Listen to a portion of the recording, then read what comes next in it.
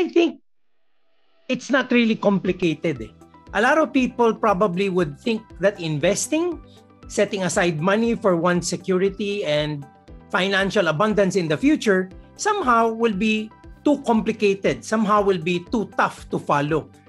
Siguro po, alam na natin lahat, it's a matter of learning this, it's a matter of starting, and yun po, yung presence yun dito ngayon is actually a manifestation that you are interested and you are on your way towards making things better for your family and loved ones.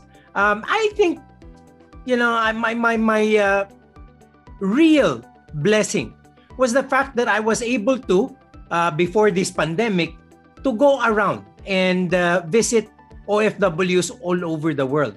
Maraming beses po akong nagpunta dyan sa inyong region, and be it for different companies in financial services and even real estate, naramdaman ko po how your life is, how it is to be in Saudi and in the entire Middle East area. Kinikwento ko nga po kanina, first time akong nag-seminar, and I guess that's the only time that I experienced an event, no? Diyan po nung nagsalita ako sa Saudi, sa isa pong auditorium may divider sa gitna. So I really had to pace myself left and right dahil yung mga babae po nasa isang side, yung mga lalaki nasa isang side. And it's an experience that I can never forget. It was really a challenge in terms of being able to communicate.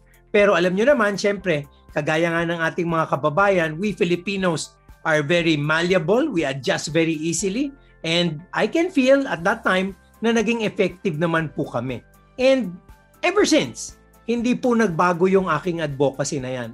From the time I was a member of the corporate world up till today na kumbaga po, nagsarili na ako, and Ramper Financials is our own company, nandun pa rin po yung seed na yon na somehow our thrust is to guide people, make them fulfill their financial dreams and make sure that they're within their path to abundance and a very, very prosperous future. So, yan po yung aming pakay dito sa sinasabi nga naming practical wealth management for OFWs. So, again, babalikan ko lang po, medyo a little bit of a flashback. 2020 was a year of frustrations and disappointments. A lot of us have been saddled with a lot of problems. Narinig nyo naman po dito sa Pilipinas and obviously also in your area, maraming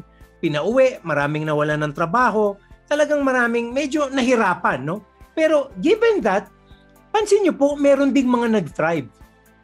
For some other people, and very surprisingly because the difference is really stark. It's totally, the other end of the spectrum. While maraming nahirapan, meron din po na nakatingin sa 2020 and they can look back to it as a year of growth, a year of personal realizations, a year of professional growth. Dito po maraming natutunang bago ang mga tao. How they are able to innovate, how they're able to connect. Can you just imagine? Siguro po for us to be able to do this before, I should travel to KSA with a team. Di ba na, alam nyo naman, ganun kahirap. Kukuha pa tayo ng visa, kukuha tayo ng sponsorships, and all of those things. Ngayon, just like this, we're in front of you and hopefully we're trying to give value. And hopefully, siguro po, naisip nyo na din na para din kaming nandyan to be able to give you this kind of a learning experience. So, ano po yung kaibahan? How do we now differentiate? Why is it a good year for many people? Why is it a bad year for some? Alam niyo po, in the end, it's all about personal empowerment. It's all about choices that we make. Ito nga po, kinote ko sa aking libro na Trailblazing Success. I said, you cannot control your circumstances. You cannot control everything that happens to you or happens around you. Ano bang makokontrol natin? Ang nakokontrol natin is how we interpret these experiences and events, and more importantly, how we react to them that matters. Ulitin ko po yun. Nasa ating interpretasyon at nasa ating response ang nagbibigay kahulugan sa ating kapaligiran at sa ating eksperyensya. Mali po si Webster. Sabi ni Webster, experience is what happens to you. Ang katotohanan po, experience is what you do to what happens to you. Kung ano po ang ginawa natin, kung ano po ang response natin, kung ano po ang interpretasyon natin, yun po ang mananaig na magbibigay katuturan sa kahit anong eksperyensya. Diba? Bigyan ko lang po kayo ng example. Diba? Marami sa atin, very devout Catholic ang pamilya, madasalin. Pero bakit may anak na madasalin, may anak na hindi? Ibig sabihin, dumating ang panahon na nag-isip tayo kung anong magiging tama at akma para sa atin. So, hindi po lahat ng nahuhulog sa tubig nalulunod. So, if 2020 was a bad year, and there are people who really suffered and some of them really drowned. However, some people survived. Marunong pong mag-tread ng tubig, nakapag-lift ng leg, nakahinga, magsusurvive. Pero meron din pong nag-enjoy. These are the people who drop on water, swim, and frolic, and have fun. So, ano po dapat ang view natin? You know, financial emancipation, financial independence is all about being empowered from within. Sabi ko nga po, alam nyo ang financial security, nakukompute yan. Nakukompute yan. Pero ang importante over and above the numbers would be our emotions. How do we feel? Are we confident about our future? Am I sure about what's going to happen to me? Di ba po, yun ang mga issue ng marami sa ating mga OFW. Karamihan, hindi definite. Umalis tayo, going to a place like KSA, having dreams to fulfill. But after it happened, so many things transpired and so many things either help us achieve goals, but so many things also made it difficult for us. Are we on top of the situation? Yun po ang tanong dyan. So yung pagkakaperahan po is only part of the bigger picture. The bigger picture is being confident about what we're doing, being confident about our direction, and knowing every single day is contributing to our end in mind. Ito po totoo po ito. A lot of people would say, oh, kawawa talaga, lalo na mga OFW. People have been predicting there would be a drop in remittances. Huge drop in remittances. The globe is in turmoil. The whole world is contracting in terms of economy. So talagang sigurado, yung remittances ng Filipino OFW, babagsak yan. And they are predicting it, they have predicted this to come down 20% in 2020. And true enough, it did. Bumaba po. Isang buwan lang. Isang buwan lang. Yung sinasabi ng mga tao na babagsak ng 20% for the whole year, hindi po nangyari. Do you know how much remittances went down for 2020? It's less than 1%. Less than 1% for the whole year. Imagine niyo na lang kung walang naging COVID. Ano kaya yung remittances? Baka nag-grow na mahigit 5 to 10%, di ho ba? Kasi sobrang sama na ng COVID, pero nag-contract siya. Less than 1% lang. So what does that tell you? There is enough resilience in our OFW, the pillar, the new heroes that present this strength in terms of our economy. Kayo po ang mga bagong bayani, di ba? Kayo ang mga haligi ng ating ekonomiya ngayon. One of the strongest pillars. In fact, when people get to ask me, I always say there are 3 pillars. Di ba? OFWs, the BPOs, and tourism. Medyo sumabit po yung tourism because of COVID. BPOs and OFWs are still doing very well, so there is a 2-barrel approach to our economy, and while we'll probably have to wait 3-4 years for tourism to recover, remittances, OFWs, and BPOs should be doing very well for our economy. Pero, maiba po tayo ng perspective. Yun pong 2020, nagpakita din ng relevance ng personal finance. Kasi maintindihan natin, may mga handa, may mga preparado. And some people were also caught by surprise. They weren't ready, they didn't have emergency funds, they panicked. Yun po ang naging problema ng marami. So, in 2020, many people realized we're accountable for our own financial security. Yes, the government will help. I am so sure the consulate has run the extra mile when it comes to this. Pero kahit papano po nating pagbalik-balik ta rin, syempre, our resources are not that much. Hindi naman pwedeng matulungan lahat. Di ba po dapat matulungan natin ang ating sarili? So, we have to be more accountable. Second, there is a price for that lack of preparation. There is a price for that, especially for the people who lost jobs. They were thinking, I can still work for 10 years. All of a sudden, hindi na sila makabalik. So, paano sila? Hindi sila handa. And, siguro po, ang pinaka-importante sa lahat, itong pangatlo, that it is never too late. That we all have the chance to make a change. And that's the reason why we're here. That's the reason why you're there. It's a meeting of the minds between two parties knowing what it takes to make a difference. Yan po ang kailangang isipin natin. Because the quest to achieve goals and fulfill dreams continue. Hindi po huminto yan. Sa tingin nyo, dahil nagkaroon ng COVID, huminto na yung pangarap nyong magpaaral ng anak? Hindi yun. Di ba? Tuloy pa din yun eh. Tuloy pa din yun. Hindi ba importante sa inyo makabili pa rin ng bahay para meron tayong tahanan para sa ating mga mahal sa buhay? Tuloy pa din yun. Kahit magkaroon ng COVID. And also for the funds for business, for the people who want to go home and start businesses, and for the people who want to, at the very least, have a comfortable retirement. All of these goals continue. At dapat, ang pandemya hindi natin makikita na hadlang para magkatotoo ang ating mga pangarap.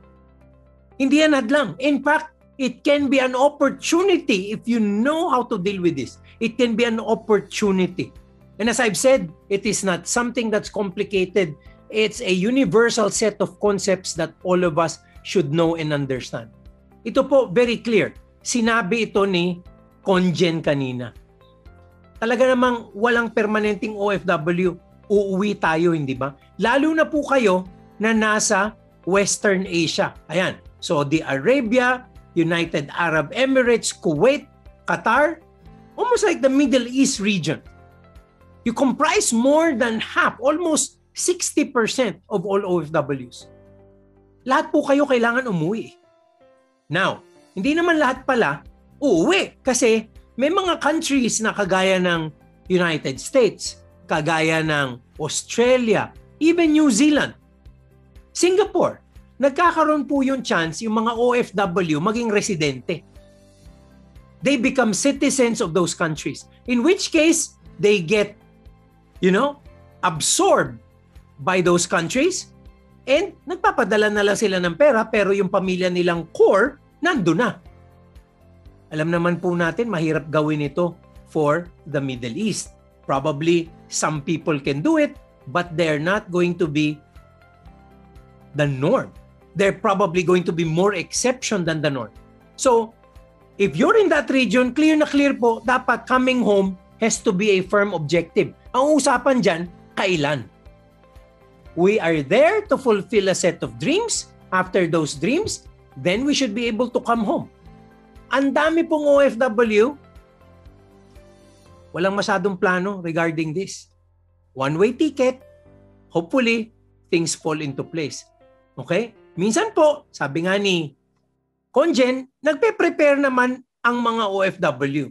Pero yun nga lang, siguro, hindi nga masusi ang preparation. Alam nyo, sasabihin ko sa inyo, I think you are responsible. I think you know what you should be doing.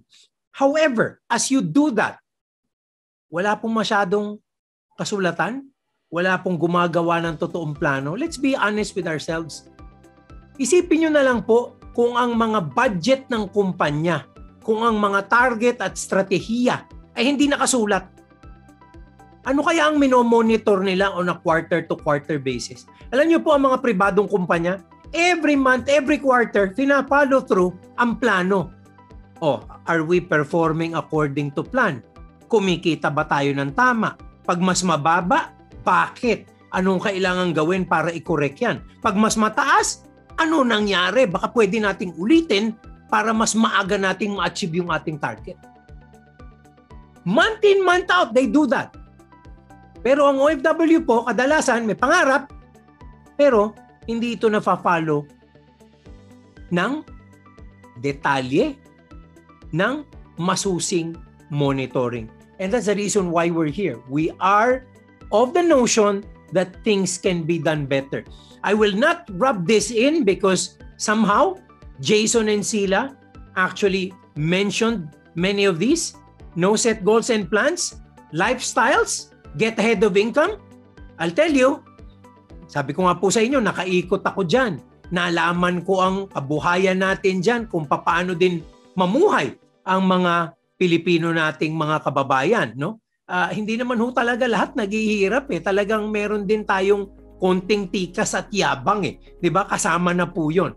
Reliance on debt, absence of contingency plans. If some things happen, they are not ready for it. They can get wiped out. Inadequate preparation for retirement and integration, and low level of financial literacy.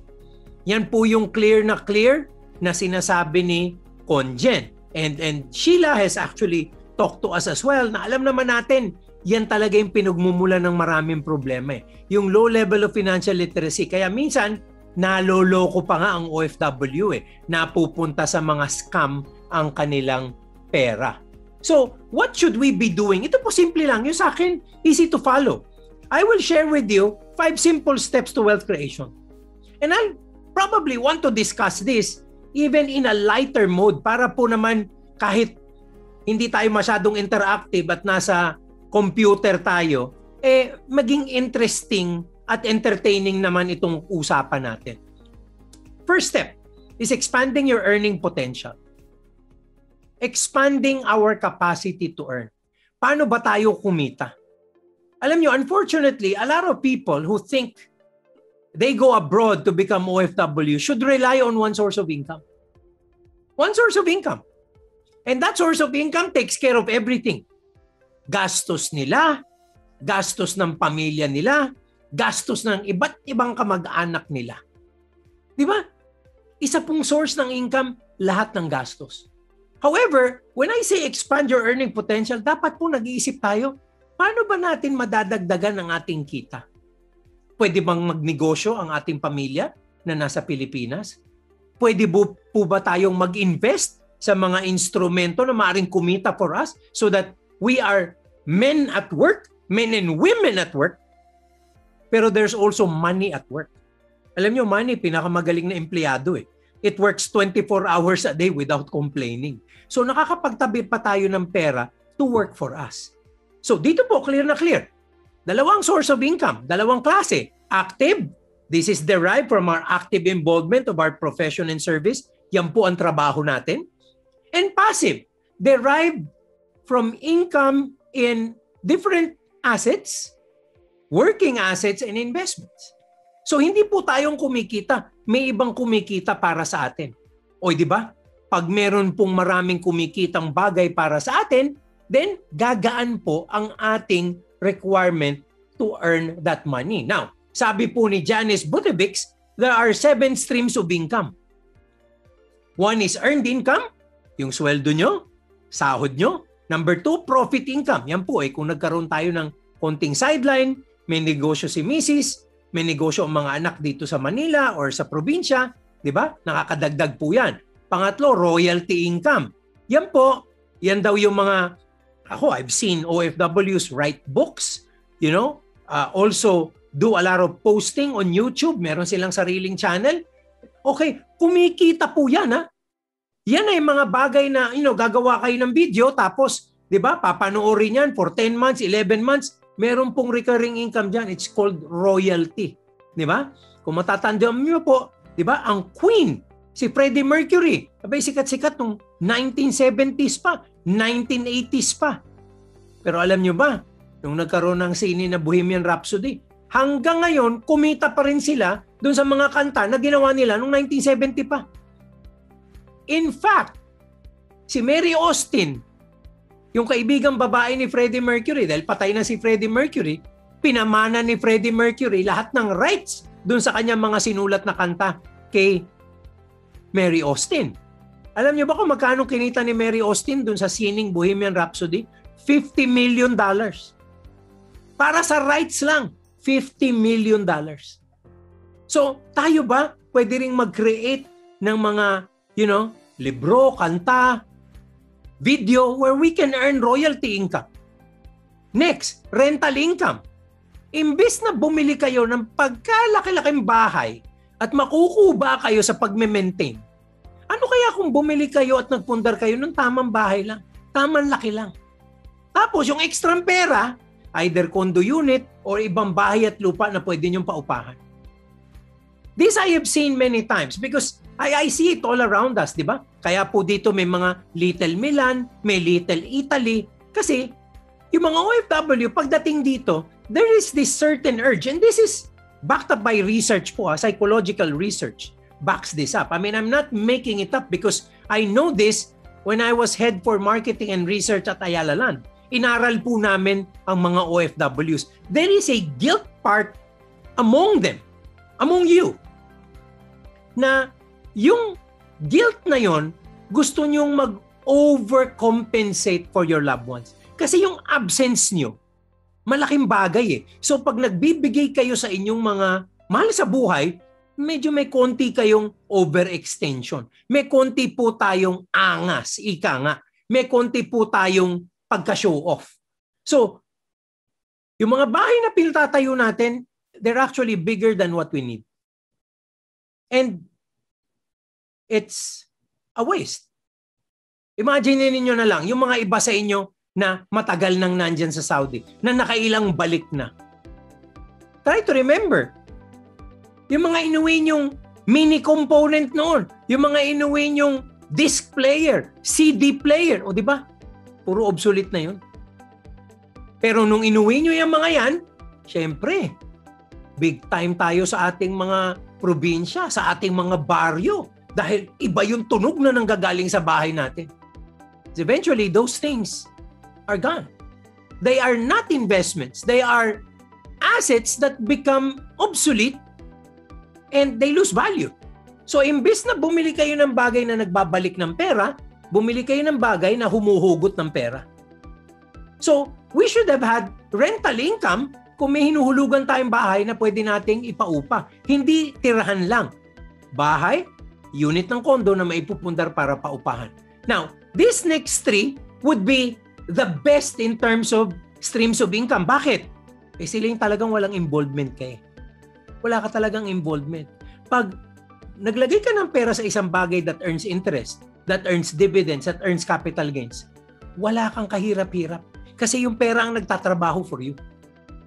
Yung rental income, kahit papano, i-maintain mo yung bahay eh. Yung royalty income, kailangan may hirap at pawis ka sa pag-create, pagsusulat, pagkanta. Di ba? Profit income, syempre kahit papano, negosyo, kasali ka. And obviously, earned income, ikaw ang gumawa ng buong kitang yun. Pero interest income, dividend income, at capital gains are the incomes that doesn't require anything from you. So can you just imagine if you can create a portfolio where you will have all of this income helping you out? Unfortunately po, ang mga OFWs natin, hanggang dun sa earned income. Doon na umasa sa lahat. Yun na ang source ng lahat ng gastos. Which is quite a real sorry sight because while we're earning more than what we need, we should be creating other sources of income. Ang susi po dyan is what you do in your spare time. Kadalasan po ang mga Pilipino, tanungin ko kayo and hopefully you will answer me within your, wherever you are, within your own head, just get to answer me. In your spare time, do you spend money or do you earn money? Napakabigat pong tanong niyan. In your spare time, are you earning money or are you spending money? Filipinos are known to spend money in their spare time. Alam niyo po, sikat na sikat tayo sa buong mundo because we entertain ourselves We go into social media. We watch Netflix. We watch Korean novelas. We do all of these things. But they take money out of our pockets. Kung siguro po, ang pinapanood natin are the things that make us learn. Kung ang mga pinapanood natin would be about investments that will help us create a portfolio that will earn for us in the future. Sabi nga ni Conjen, literacy, knowledge, and education. Siguro po magbabago, di ba? So it's actually what you do in your spare time that will be a determinant of this. Okay. Next pong step is maintain a lifestyle lower than your income. If you notice, kanina, inuna ko yung earning more income kasi karamihan po ng financial advisors laging sasabihin sa inyo, budget agad eh. Ako kasi I'm just being practical. Alam ko po hindi enjoyable mag-budget. So para sa akin, number 2 lang yan. Number 1 is to earn more money. Kasi if you earn more money, then you can spend more while being responsible for your future. So para sa akin po, importante din, syempre, yung budgeting. But as I've said, number 2 ko lang yan. Alam nyo kasi, karamihan ng OFW, and not just you, hindi nyo po kasalanan pag minsan, yung mga pamilya nyo, minsan, mahirap ding pakiusapan, di ba? Dahil kumita kayo ng mas malaki, gumastos na rin sila ng mas malaki. Nagbago ang pamumuhay nila than before you were successful as an OFW. And this is the culprit. Lahat daw po tayo umaakyat sa tinatawag na hierarchy of needs. Hierarchy of needs. Pati ang ating mga pangangailangan, nagbabago ang tema. Nagbabago ang dating. Because umaakyat ang antas ng ating buhay. Very basic po, no? For example, food. O di ba, kumakain tayo para mabuhay, to nourish ourselves. Pag wala pa tayong sinabi, wala pang dating ang ating stature sa buhay, pwedeng kahit saan ka kumain. Sa karinderya, sa palengke. Kasi kumakain ka lang to live, to nourish and sustain yourself. Ngayon, pag umakyat ka na dun sa tinatawag na safety bracket ni Abraham Maslow, psychology po ito di ba? Kailangan malinis na yung kinakain mo. Kailangan Jollibee ka na, McDonald's ka na. Para sa inyo dyan, Albaik na, di ba? Malinis Pero syempre may presyo na. Hindi na yan sa palengke or turo-turo at karinderya. Mind you, I've been to Saudi, naikot ko pong lahat yan. And I know what I'm talking about. Now, we go to the next level. Belonging na. Pagdating po sa belonging, pati yung kape nyo, iba na Dati 3-in-1, pasado, okay na Ngayon, Costa na. Di ba? Starbucks na. Magkano po yun? Nagbago dahil belonging na May dating ka na Pumupunta ka na ngayon para kumain, hindi lang para mabusog ka, kundi para makisama sa mga gusto mong mga barkada.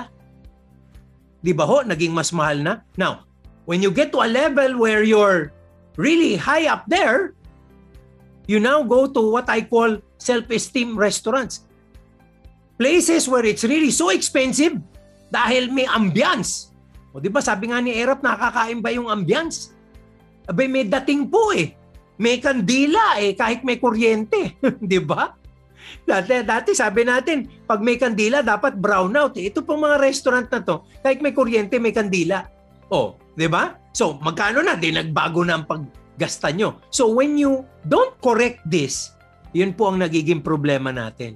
Umaakyat ang ating gastos. And I can say this for a lot of things, even the basic needs like even clothing. Sabi ko nga po, i-summarize na lang natin. Yung sa una, dapat lang may damit ka di ba? Dapat may t-shirt ka di ba dadating po ang panahon, yung t-shirt mo may buhaya na. Di ba? Iba na presyo. May buhaya di ba? Hindi na basta-basta t-shirt yan. May dating na So, I've seen this happen. In fact, I was in Saudi and on a given trip, I said siguro, baka mag-uwi ako ng konting gold, di ba? Tumingin din ako ng mga gold dyan sa inyong mga jewelry stores dyan. At medyo parang natempt ako pero hindi ko tinuloy. Di ba? Tapos pumunta din ako dun sa mga handmade na silk carpet dyan. Napakamahal pala. So, all told, medyo napigil ko ang sarili ko. Pagdating ko sa airport, yung mga katabi ko, yung mga tanikala sa liig, sobrang bigat, napapayuko sila. Yung ginto, sobrang dami, di ba? Tapos, pati pagdating ng carousel, pag-ikot na gano'n, meron silang carpet na mga dala, talo pa ako, di ba? So, again, these are the things we eventually pay for. Isipin niyo po ito, no? I challenge a lot of people. Isipin niyo yung unang araw na dumating kayo sa Saudi, na kumita kayo ng unang yung sweldo. Isipin niyo, kailan yun? Yung unang sweldo niyo. Fast forward to today. Fast forward to today. Mula nung unang araw na kumita kayo hanggang ngayon, ang tanong, magkano pera nang dumaan sa kamay niyo? For many of you, maraming pera nang dumaan sa kamay niyo. Ang very crucial question is nasaan na yung perang yun?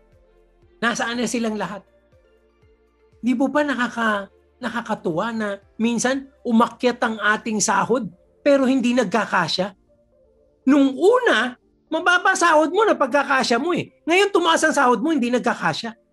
Isn't that quite an obscure, a perplexing reality for many of us? Asa na po napunta yung pera? Di ba? Nakakapagtaka. So, saan po napunta yung pera? Nagmumulto na sila. Ito po ang tinatawag naming paranormal activity. Mga hindi maipaliwanag na pangyayari sa pera mo. Di ba? Nagmumulto na eh. Nawala. Hindi mo ma-explain kung saan napunta. Nakakalungkot po, di ba? Kasi kinita natin yun eh. Kung yun, meron kang maipakita man lang na naipundar mo, na napunta sa mga bagay na makakatulong sa'yo. Sabi, dadating ang panahon, hindi ka na kailangan magtrabaho. Dahil yung pera at investments mo ang magtatrabaho for you. Isn't that the objective of many people? Many OFW should have that kind of an objective. And then these are the next 3 steps. Accumulate and grow what you can keep. Siyempre po, ang diferensya ng ating kita sa ating kinontrol na paggasta is something we should grow. We have to know how to grow that. We have to educate ourselves. Study. Diba, sabi ko nga po, sa dami ng mapapanood sa YouTube ngayon. Ano ba ang pinapanood nyo? Baka pinapanood nyo yung mga naglalaba. Pinapanood nyo yung mga nagsisisayaw sa TikTok. Di ba? O, ang pinapanood nyo ba yung may maitutulong sa inyo moving forward? Yung may mga bagay na maiiwan sa inyo for you to use and become knowledgeable to grow your wealth in the future. Wealth is everyone's responsibility. Sabi po ni Bill Gates ito pinanganak kang mahirap, hindi mo kasalanan yan. Pag namatay kang mahirap, kasalanan mo. We have all the opportunities to make a difference and it will be up to you. It will not be anyone others responsibility. No, it will be your responsibility. We have to do it with purpose. We have to know how we are anchored. Alam nyo, kumpara lang sa ating mga sarili, hindi tayo masyadong kakayod. Pero pag inisip natin ang ating mga mahal sa buhay, magbabago po ang ating pananaw. So we know this. We know this, that we work more for our loved ones. So create the leverage from there. Create the leverage. And lastly, enjoy the process. Para po itong physical lives natin. Yung mga taong nagsasakripisyo para pumayat, sa isang iglap, tataba uli yan. Tataba uli yan. Pero yung mga gustong maging physically fit, na nag-e-enjoy pumunta sa gym, nag-e-enjoy mag-jogging sa bawat araw, enjoyment na po yun. They're enjoying the process. So they will always be fit. Dahil hinihingi ng katawan nila yun. Gusto nila yung ginagawa nila eh. Pero pag ang iniisip nyo, sakripisyo siya, pagkatas ng sakripisyo, ano susunod? Reward, hindi ba? Pag nag-reward po kayo na sarili nyo, maliligaw ulit tayo. So the key is to look at this as a discipline. A discipline that you enjoy doing. And because you enjoy doing it, you will do it continuously and consistently. Wala pong sweldong nagkasya sa taong mahilig gumasta. Wala pong magkakasya, madali pong gumasta eh. I don't even care if your salary is like 5 digits, 6 digits. Madali pong ubusin yan. Nasa umuubos po yan. Hindi yan sa amount ng sweldo, sa amount yan ng paggasta. Okay? Ayan. Lalo na po doon sa mga bata-bata sa inyo, mga millennial. Outang. Nangutang para may pang-outing. Hindi ba? Nauuna pa yung rangya ng buhay agad eh. And that's the reason why I tell you that you should be able to share this with your families. Dapat po, katulong nyo ang iniwan nyo dito eh. Kasangga nyo iniwan nyo dito. Hindi pwedeng nagsasakripisyo kayo dyan, tapos nalulustay lang ang pinupundar nyo dito. Dapat, there has to be a teamwork between you and your families here so that you're able to go home as early as possible. Dapat po may tinatawag na asset liability matching. Karamihan po ng Pilipino, lahat ng investment nasa short term. So yung short term, medium term at long term, hindi po matutupad lahat. Kakapusin po yan. Okay? So, masama po dito, and I guess I go back to what Jason has presented, hindi pa ho ito covered. Pag may nangyari, lahat ng pangarap goes down the drain. Yan po ang talagang masakit na bagay na nangyayari sa ating mga OFWs. Ano ba po ang dapat? Di ba po ang dapat ganyan? May matching ang short-term na investment katapat ng short-term na goal. Yung pang-enroll po sa June, hindi nyo na ine-invest dapat sa long-term instrument. Kasi malapit na mag-enroll eh. May risk po yung long-term instrument. Baka hindi mo mahugot ng tama. Baka bumagsak ang presyo. Baka may volatility in markets. So dapat po yun, maikli na rin ang ating investment. Pero yung medium term na objective, like puhunan sa negosyo, dapat medium term din ang inyong investment para nagpapanag po sila. And then your retirement goals have to be matched up with long-term, very long-term instruments para po pag nag-retire kayo, dun din sila papasok. Now, ang problema po nito, what happens now? How do you deal with it if you don't have what we call a timeline? Kung may mangyari po sa atin, kung magkasakit tayo, dapat lahat ng mga goals na yan, may katapat na insurance. So, pag ganito pong usapan, all of your dreams will be fulfilled. It's a matter of time, not a matter of if. Hindi na po tinatanong kung mapufulfill mo o hindi. Sigurado mapufulfill mo kasi if you live the right number of years, you will complete all the dreams for your family because you're investing correctly. And if anything happens to you, this will cover for you. Which means matutupad mo din yung pangarap mo kahit wala ka na. So, isn't that the way we're supposed to be dealing with things? The way it should be? Di ba? I will focus on reintegration. I will focus on your homecoming. Dahil ito po, isa sa mga bagay na napaka-importanting goal ng OFW. As Conjen mentioned, every OFW needs to come home. You cannot be an OF forever. So you have to come home. So anong kailangan pag-usapan natin? Anong fundamentals niyang reintegration at homecoming na yan? Number one, it shouldn't be exactly a date. It's not an age. It's a time of capability. Ang tanong natin sa sarili natin, kaya na ba? Kailan mo magiging kaya? So for some people, 40, 45, pwede na. 50, pwede na. Yung iba, 60 na, hindi pa rin pwede. 70 na, hindi pa rin pwede. Bakit? Kulang pa hindi pa kaya. So kailan mo magiging kaya? At anong ginagawa mo para maging kaya mo na? Next, highlighting life's priorities. Ano ba talaga naging prioridad mo? Anong inuuna mo? And pag nagplano po tayo ng coming home, hopefully, wala nang backing out. Dapat po yun ang tinatawag na touch move. Hindi ba? Touch move. Point of no return.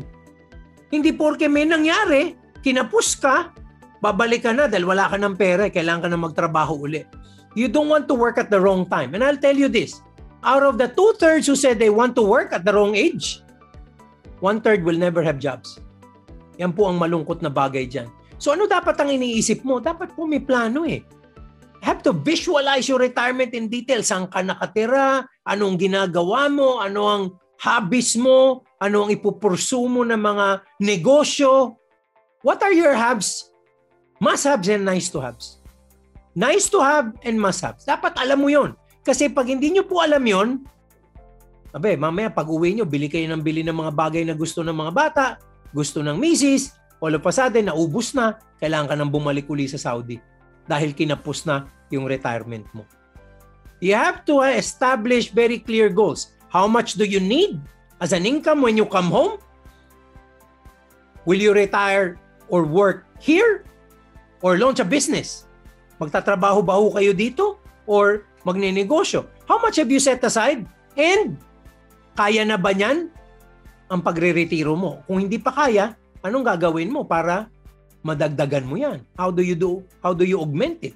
Kasi alam niyo po, ang coming home, ang target ng pagbabalik dito, hindi net worth. Hindi pwedeng pag nakapagtabi ng 10 million, magre-retire na ako. Pag nakatabi ako ng 5 million, magre-retire na ako. Hindi eh.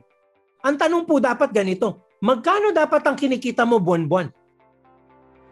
Pag yan, target mo, nakikitain mo buwan-buwan, kikitain na ng mga investment mo. Di ba pwede ka na umuwi? Kasi hindi mo na kailangan magtrabaho eh. Kung magtrabaho at magnegosyo ka man dito, it's just because you want to, not because you have to. Di ba yun ang target dapat ng marami sa atin? So kailangan ang pangarap ganito, I will return at age 55. Very realistic. With 12 million in an independent investment portfolio, iba-iba po, halo-halong produkto, that will yield me securely 50,000 monthly. 50,000 na ang sasahurin ko galing dun sa investment portfolio ko. In perpetuity, hindi na po mauubos. Dahil ang kinikita ng portfolio, 50,000 buwan-buwan eh. So hindi po nauubos yun. In perpetuity. Pag may nangyari sa inyo, papamanan nyo na lang sa mga anak nyo kung ano man yung naipundar nyo. Pero habang nabubuhay kayo, hindi nyo kailangan magtrabaho dahil susustentuhan kayo ng investment nyo. Now, gusto mo bang mag-put up ng small retail business that will earn an additional 25,000? Pwede naman. Pero, hindi mo na yan kailangan dahil kaya mo nang mabuhay sa 50,000. Ang tanong nga po, can you live with 50,000? Baka some of you cannot. Some of you might need 100,000 a month. In which case, you need more than 12 million to tide yourself over monthly. Na-compute nyo na ba kung magkano kailangan? Di ba? Dapat po, compute natin yan eh. Monthly stipend, ang kailangan mong sweldo buwan-buwan, divided by weighted monthly interest rate is equal to the fund level required. So, kung yung kinikita mong, 50,000, anong katapat? Magkano dapat? Di ba? Kung ang kikitain ng 50,000, okay, is a monthly 5%. Sorry, yung 50,000 yung kita ha, magkano ang fund na kailangan mo na kumikita ng 5% para siguradong 50,000 ka buwan-buwan? 12 million. Now, this is a very simple computation. It is simplistic because it just figures out specifically at a certain rate of return how much you need the fund. How much fund level you need. Pag medyo hindi nyo po kayang kumita ng 5%, pambangko lang kayo. Bababa nyo pa yan. Like let's say a bond pays you now 3.5. Aba, hindi na po kasya yung 12 million. Kailangan mo mas malaki sa 12 million. Ngayon, pag sabihin mo namang, Rex, mababa yung 5% a year. A year po yan ha. Mababa yan. Kaya kong kumita ng 1% a month. De 12% po yun. Aba, hindi nyo kailangan ng 12 million. Mas mababa sa 12 million ang kailangan nyo. Doon po sa inyo, sa mga nakabili na ng unit ng kondo na pwede ng paupahan. Syempre po, hindi nyo na kailangan ng 12 million. Nakapagpundar kayo na mas maaga eh. So, depende po, sigun sa atin yan, what our comfort level is. So, you can have insurance, you can have mutual fund, you can have stocks, you can have real estate. Lahat po yan comes up to a portfolio that should make you earn quite in a strong sense of confidence, lalabas buwan-buwan at matutustusan kayo sustainably. Because the objective of wealth management would be a fulfilled life and a sustainable legacy. Kailangan po may maiwan tayo. At kailangan siyempre may katuturan ang naging buhay natin. So we want to be able to live life in our terms. And dapat po maintindihan natin, 3 stages niyan. Accumulation, preservation, transfer. Dapat may yugto yung buhay natin na Nag-iipon tayo to accumulate the wealth. Dadating ang panahon, pine-preserve na lang natin yung wealth, kinukuha na lang natin yung interest, at yung third stage, binibigay na po natin sa mga mahal natin sa buhay, yung ating mga maiiwan. All of these three stages require very, very different approaches to financial planning, very different approaches to products. We are not in any way presenting a particular company or a product today. That's not our purpose. Our purpose is to deal with the conceptual things that you need to learn. Now, pag palagay nyo po, you want to be able to execute, you want to be able to start. Ibang usapan po yun. We will be open to you. Alam nyo naman po, papakita namin ang aming mga channel, FB, website. Lahat po yan, ipe-present mamaya and then just connect with us. Ang importante po dito, nagkakaintindihan tayo about how this whole accountability program is. So ito po yung total net worth nyo. As I've said, dapat may life and health insurance for the security and safety of you, yourself, and your family. Fixed income investment para po sa mga tinatawag na emergency funds.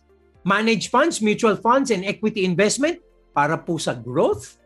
Real estate para po sa upa na maaring makatulong sa ating sustento pagdating ng panahon. And other investments like collectibles, ewan ko po kung meron sa inyong nag-i-invest sa mga bagay na gano'n, ano?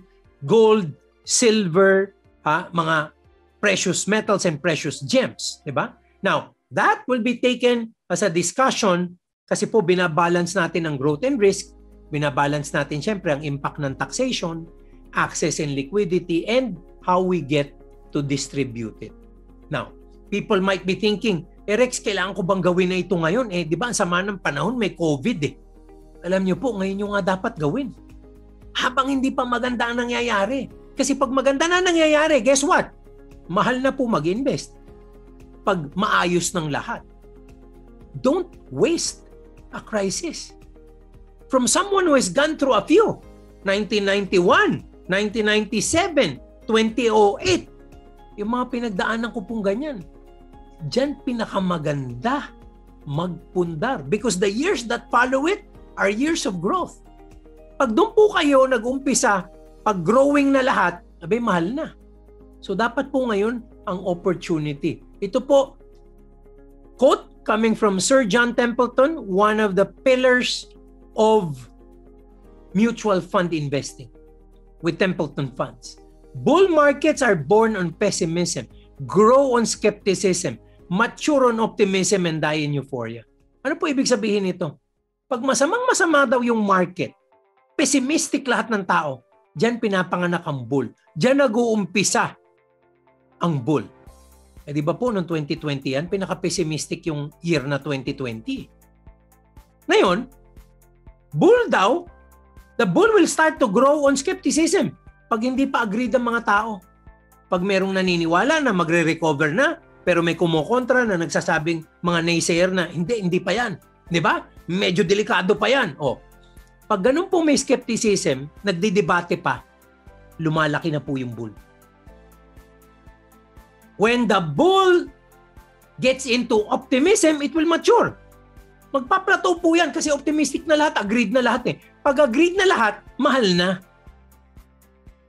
And when everyone is in euphoria, that's when the bull dies. So guess where we are in 2021? We are on skepticism. This is going to be a year of two halves, and this is going to be very important that you use this year to get yourself to a higher level moving forward. This is the time to invest. If you know your cup of tea on investments, this is the time to move and act. Never let a crisis go to waste. And lastly po, ang message ko lagi, ito po, almost all of my presentations, I end with this because this is one of the most important lines I can leave you. Let us always anchor everything on what truly matters. Ang mga ginagawa po natin, hindi para sa ating mga sarili. Normally po, alam niyong lahat. Kaya kayo nandyan, kaya kayo nagsasakripisyo. Because you're doing it for people who are special in your life. That is something very strong in the heart of the Filipino. Kaya po dapat silang iniisip natin with everything that we're gonna do, with everything that we're going to be working on. Let us leverage on the love. Let us leverage on these special people that we care about. Because kung tayo-tayo lang, madali pong maging kontento eh. Madaling maging okay. Pero for our loved ones, we like the very, very best for all of them. Sana po naging makabuluhan ang ating pagsasama ngayong hapon dyan, gabi dito. Pero kami po sa Ramper Financials ay talagang umaasa na kahit papano nakatulong kami, kahit papano naliwanagan ng iba sa inyo, at naging gift at blessing itong hapong ito for all of you. Maraming salamat po for making us a part of your day, and we hope this is not the end of it. This should be the start, and I hope you will also attend if we do invite you again in the near future. Maraming salamat po, and God bless.